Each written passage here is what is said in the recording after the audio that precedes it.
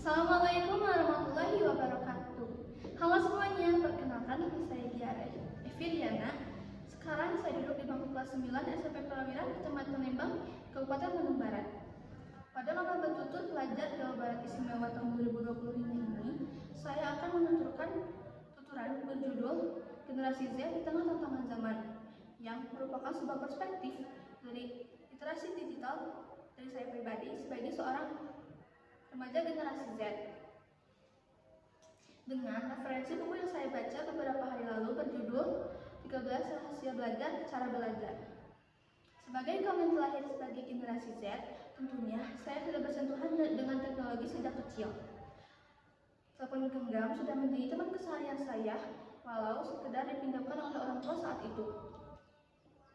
Tetapi saat pandemi datang dan sekolah mengharuskan saya untuk belajar secara daring, telepon genggam menjadi teman keseharian untuk belajar dan bermain.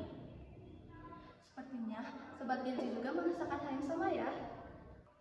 Tapi di era digital ini banyak sekali kemudahan-kemudahan yang bisa kita rasakan, seperti saat kita membutuhkan transportasi, saat kita mau makan, saat kita mau belajar, saat kita mau jalan-jalan pun tinggal klik aplikasi.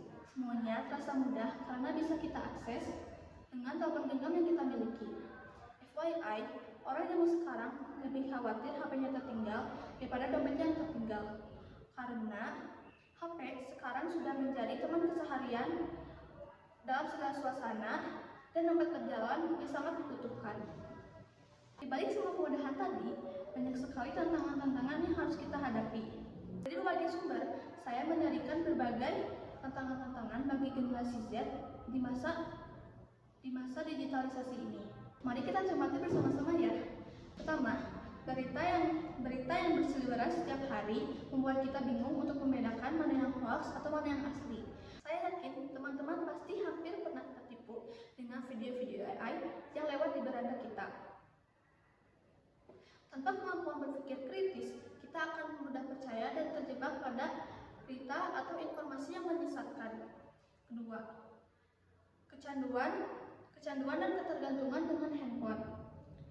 Baru-baru ini, Tribun News melansir berita yang sangat miris, yaitu 209 anak menjadi pasien RSJ di Cisarua, Jawa Barat karena kecanduan bermain handphone.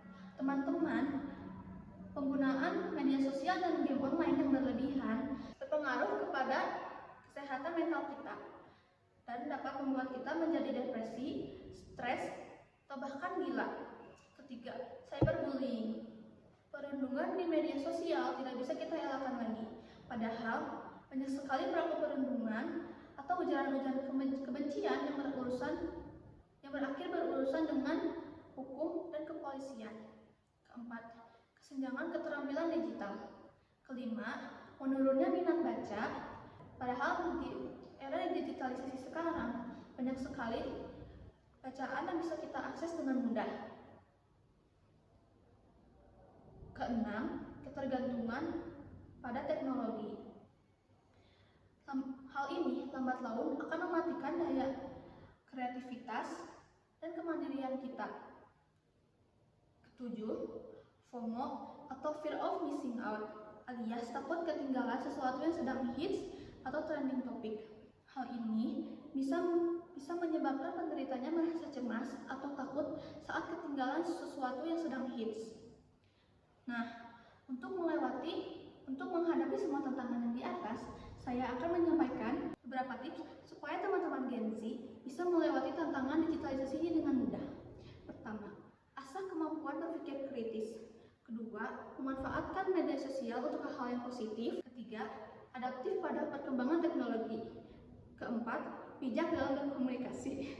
Dalam buku yang saya baca, dipaparkan bahwa membaca itu dapat membantu kita meningkatkan kemampuan berpikir kritis, membuat kita fokus, membuat kita menjadi lebih teliti, memperluas wawasan dan ilmu, juga mengurangi risiko penurunan daya ingat dan daya pikir. Nah, di era sekarang sangat banyak sekali bacaan yang mudah untuk kita akses. Jadi teman-teman, mari kita gunakan media sosial dan teknologi untuk hal-hal bermanfaat sebanyak-banyaknya.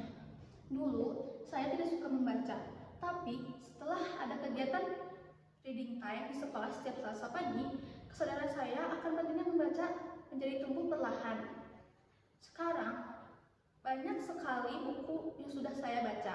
Mungkin sudah ada belasan atau bahkan puluhan. Setelah menjadi seorang yang rajin membaca, kemampuan saya untuk menulis esai dan artikel menjadi lebih baik lagi. Setelah rajin membaca, saya lebih sabar untuk membaca caption terlebih dahulu, baru berkomentar di sebuah video atau foto yang menunjukkan sebuah berita. Nah, teman-teman Gen Z, semoga apa yang saya paparkan di atas dapat bermanfaat untuk teman-teman semua. Rajin-rajinlah membaca, karena sejatinya membaca adalah jembatan ilmu. Terima kasih. Wassalamualaikum warahmatullahi wabarakatuh.